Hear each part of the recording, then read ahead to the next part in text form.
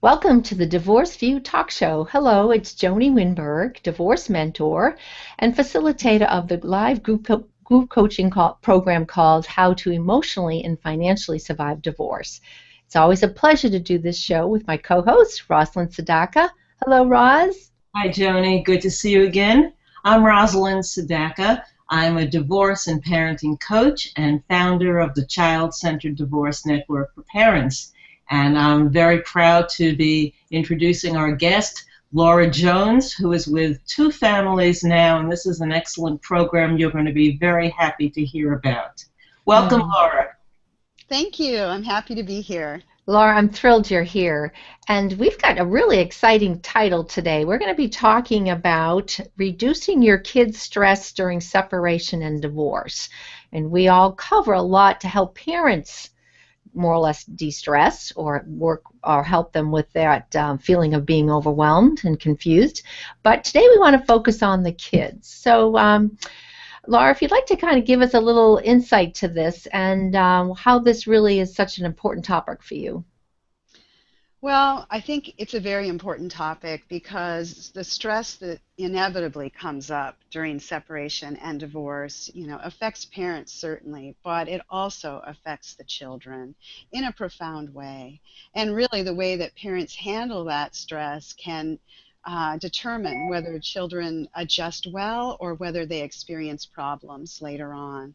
So if parents can get a handle on the stress that does come with divorce, they're really buffering their children from the negative impact of that stress. Which it could be long term. Right. Parents will see immediate effects, in behavior and emotional effects, but there are long-term documented effects associated with parent stress during divorce on children's physical and mental health. Would you want to just touch upon that real quick to kind of help people understand?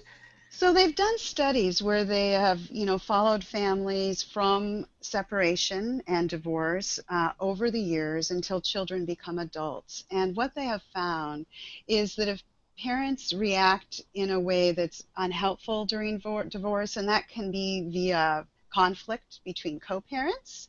It could be the way that affects the way the family's organized, or it could be the way that the parent interacts with the child. Those are the three major factors.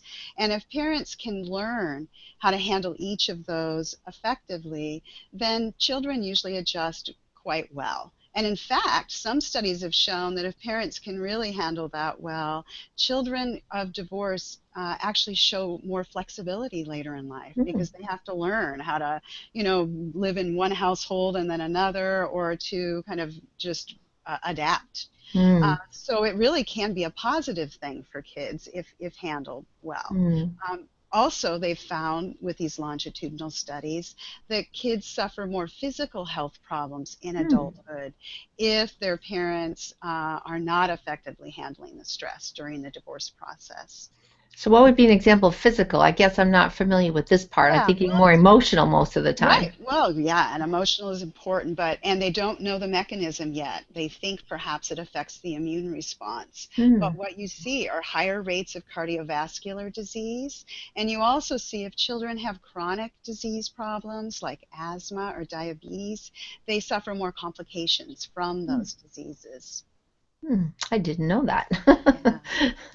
There was one topic that a question to the topic, is when we were talking earlier as far as what's the most powerful gift a parent can give their child. And this is an interesting topic, but what do you feel is the most powerful gift a parent can give their child during divorce and separation? I think the most powerful gift a child or parent can give their child is their time and attention. So their focus. If they can find a way to kind of pull out of all of the difficult stuff that's associated with the divorce and really focus on their child and notice what's happening with their child, and be able to just spend time with their child and communicate with them and listen. So really it's time, and then what the parent does with that time when they have with the child. So as far as quality time, I know parents say I was there, and it ends up being sometimes more physically there, but mentally they're not there. And people know if you're not there in the conversation, where, a parent could be thinking, well, as soon as we finish reading this book, I've got to answer emails, return a call, and throw a load of laundry in. Yes. So, and I think kids pick up on that when you feel distracted. So the thing of it is, drop everything and really respect that child and give them, even if it's just 15 minutes of quality time versus 15 minutes of looking at your watch time, that's Right. a lot more valuable. Anything, Yeah. Roz, too, on that? Well, I totally agree. I think and you want to be very alert and keep your eyes open for changes in your child during and after the divorce, because that's really key. Usually children will move either what I call inwardly or outwardly. They'll be outward, be more aggressive, bullying, start having grades in school deteriorate, lose a lot of relationships, and even get aggressive and fighting, or they'll turn inward and start getting depressed, show regress in age behavior like bedwetting, and even show signs of suicide if things get very dire. And sometimes parents miss those red flags early on. So we definitely want them to be very alert during and long after the divorce process, because each child processes things differently. Laura, I wanted to stop and ask you before we move ahead if you could give us a little bit of your background, because you have a very special background, and that's why you were invited to be a pivotal part of the Two Families Now program, right? Right. Yeah, I actually have been running a community parent group here in Eugene, Oregon for the last 25 years. And the way we have it set up here is a lot of the parents who are going through separation and divorce actually go through that program rather than the court-ordered program that we have available. It was a parent in one of my groups who came to me several years ago and said, "This material is so amazing, you need to create something for parents who are going through separation and divorce." So I partnered with Iris Educational Media, and we wrote a grant to the National Institutes of Health to create Two Families Now, which is an online self-administered program for parents who are going through separation and divorce. And the program itself was designed with parents. So we had several focus groups with parents who told us what they needed in the program. We also had an expert panel with people who, representing all areas, co-parenting relationship, parenting practices, and stress, to help advise us in developing the program. So now we have a program that's unique for parents. That's great. That's And great. it's very video focused, correct? Yeah, it's a multimedia program. So there are videos, there are interactive exercises. There's an audio podcast where we do interviews with, real everyday parents who are going through separation and divorce with two experts. And it also has printable resources that parents can print and keep with them. That's I had great. an opportunity to look through some of the videos and parts of the programs, and I was really impressed. It was compelling and engaging to watch, realistic, and then the information provided was really of value for parents. So you got tips and insights and advice and steps, things you can do. So each piece of the puzzle was offered to you in a very engaging way, and I just thought it was a wonderful program. That's why I'm so excited to have you on board to tell us about some of this. Well, That's thank you, great. Rosalind. I That's great. appreciate that. I did want to say we have done a formal evaluation of the program too, and we have found that parents who participated in the program saw a significant reduction in stress. They had stronger support networks. Their conflict with their co-parent went down significantly. Their relationship improved, and their children's behaviors improved. So it seems that the program really has an effect too. That's great. Well, thanks for that. I'm glad we had that chance be informed about all of that. Before we go on to the next topic, I kind of want to pull together the last one that we were talking about as far as that gift.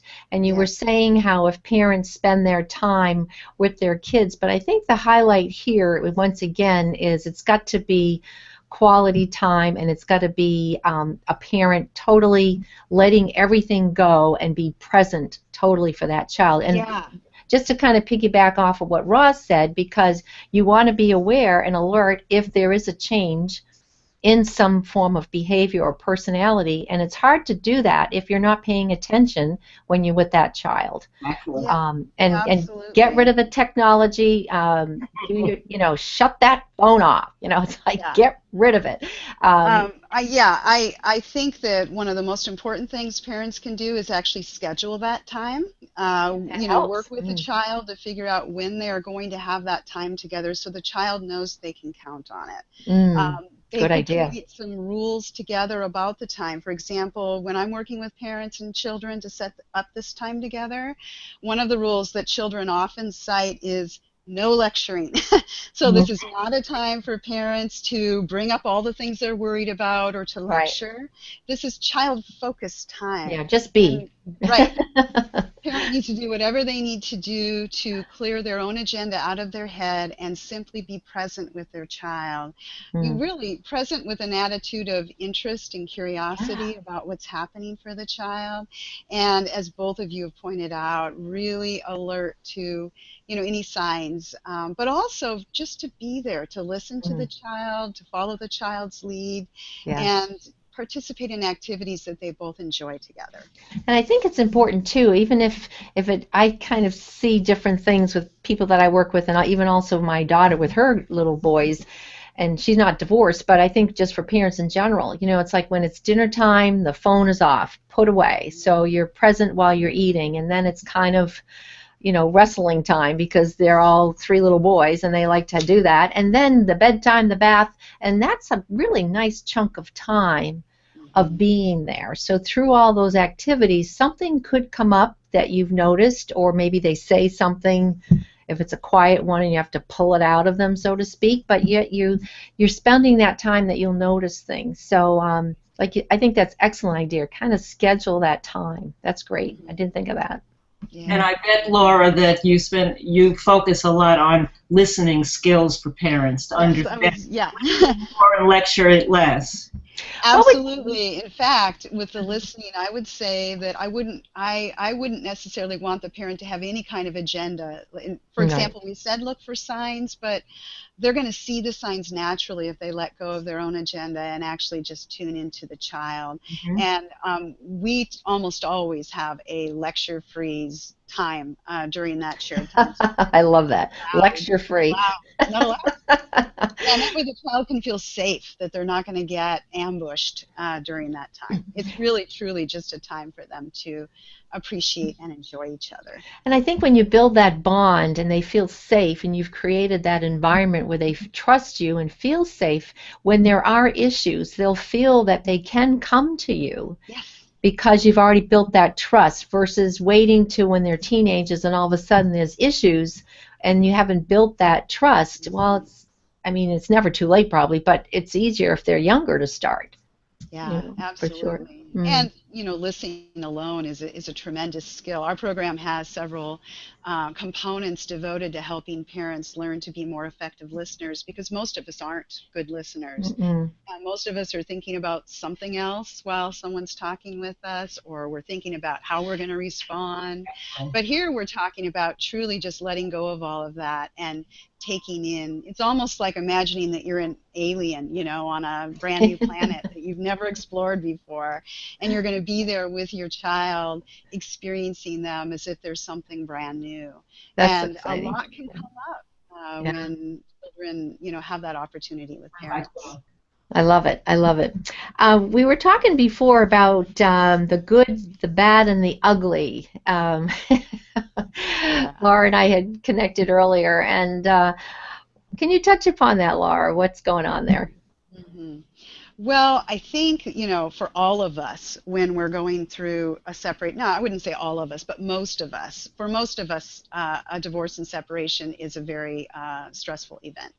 And when any of us, any humans go through a really stressful event, we tend to become very reactive and respond negatively.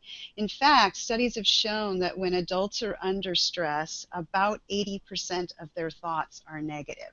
That's a Mm. normal and natural response to stress. It doesn't mean there's something wrong with you if you're having those negative thoughts, and it doesn't mean that you have to push them away. In fact, studies have shown that if you can just allow those thoughts to be there, and at the same time connect with what's important to you. For example, many parents tell me when it's the first 2 years following divorce that there's the most upheaval. And Mm-hmm. many parents tell me that if during those 2 years, during that time, they can just really remember their role as a parent Mm. and how important they are to their children. When they get caught in one of those, as one of my parents described it, tornado of doom, you've got all these negative thoughts whirling around. You know how Ooh. tornadoes are. They actually pick up objects off the ground, All and the take all them. the stuff. And all of us know when we're really stressed, sometimes we get into those cycles where everyone around us is affected. Mm. So there's some really simple things that parents can do when they get into the ugly to help bring them back to a place where they can be effective with their children. Mm. So the good is and the bad and the ugly, how would you kind of break that up? Or I think you pretty Um, much covered it, but I didn't know if Yeah, you wanted. well, I know we're not focused on conflict between co-parents in this program, but I just Mhm. want to mention Mhm. that the biggest predictor of problems for children later on following divorce is co-parenting conflict. Mm. Now, again, when we get under a lot of stress, we tend to be really reactive and say and do things that we might regret later. And so parents really benefit from developing kind of a rule for themselves that when they're in an interaction where they feel, and this could be with their co-parent, but it could be with their teenage child or their younger Mhm. child, where they feel like they're beginning to be ineffective, they can say to that person, you know what, I care about you. Or if it's the Mm. co-parent, I'm sure at some level they care, but if they can't say that, I care about our children. Mm. And so I want to do the most effective thing I can do here now. And I don't think I'm being very effective right now. So Mm. I'm going to go, whatever, take a break, make a contract with that person for when you'll come back and finish talking about the issue. But noticing those signs when you're starting to get to a place where you're being reactive and unhelpful, and pulling yourself out of that situation, finding a way to calm down, and then returning later to the situation can make a tremendous difference. We used to call it a parent timeout because I like that. parents, it's been my experience in the parenting program that we need timeouts way more than our children do. That we often instigate these power struggles and things that get in the And way. Roz and I have a favorite word to become conscious. Yes, absolutely. And so now we call it a parent moment to just step Mm. away. We teach mindfulness in our program, so step away, Love it. take 3 deep breaths, or take a walk, and come back to it when you're refreshed and when you've gotten in touch with your values for the situation, which ultimately involve your child's well-being. I think sometimes using sense of humor where you could say, whoops, I need a timeout right now. Yes, yes. That's the spirit in which we intended it, and Time kids love out, it. time out, time out. Right, right. I'll be back. Yeah, And part of it too is that you're not blaming anybody. You're just realizing you're for yourself. And I think that can add some humor. And sometimes that little touch of humor can really just, you know, end it quickly. But if you're taking some of the responsibility, saying that not you need time out, I need time out, I think that's pretty healthy and a great way, a conscious way of handling it. absolutely. And that's so important because we are at every moment being role models for our children. So they're watching how we're handling stress or handling challenges that we are not happy about handling. It shows them that it gives them permission or not permission to behave in certain ways, and we forget that sometimes. So it's even more important for us because our children are watching, and you can't lecture and say, don't do this, when mommy or daddy were behaving the opposite way. Yeah. And also it would help the child really if they're seeing you realize that, okay, I'm reaching that level. I'm going to probably say something or do something I'm going to regret. I'm going to take time out. That would, to me, be a great, like you said, Roz, a great role model for that child to say, boy, I'm conscious of what I'm thinking right now or ready to blurt out, especially when they get older, and help them even in their adult, as they become an adult, to say, I need a timeout, to... Yeah, and you're absolutely right, Joanie. Studies have shown that when parents engage in this practice in a conscious and intentional way, later in life, their children are much more effective at doing the same thing. So it really does make a difference. Well, to me, this is great advice for any parent because we all need that role model, and we all need to be able to take some time out. Right. Yes. As far as Laura, is there anything else you'd like to add, like a last-minute tip or anything for our listeners today? Because great stuff. Yeah, well, I think the other really important place for parents to be thinking about is, when families move into two separate homes, all of the routines they had together need to be reconstructed. And so parents, if they, in building their new family, if they are able to have their children be involved, and very young children can be involved in deciding what new routines and rituals are important for their family, they need to build a new family identity together. And having a sense of identity, having a sense of family identity gives them a sense of consistency and coherence, and it's a great security for children. So if parents can be very conscious of building new routines and involving their children in that process, that will make a really big difference. I think the key here is involving them to be part of the plan. Right. Yes. That's huge. And I just want to share that obviously it doesn't always work out that both co-parents see eye to eye about things, and that rules may be different in mom's house and in dad's house, and children need to adapt. But they do adapt much more readily if mom and dad allow the other families to pursue life and not make the other parent wrong.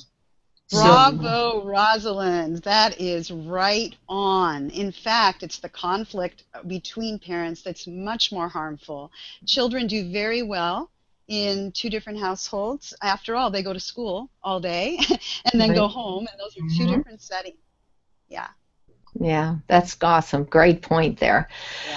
So as far as, once again, the website, the best website for people to connect with you and other staff members and all of your videos and things, once again?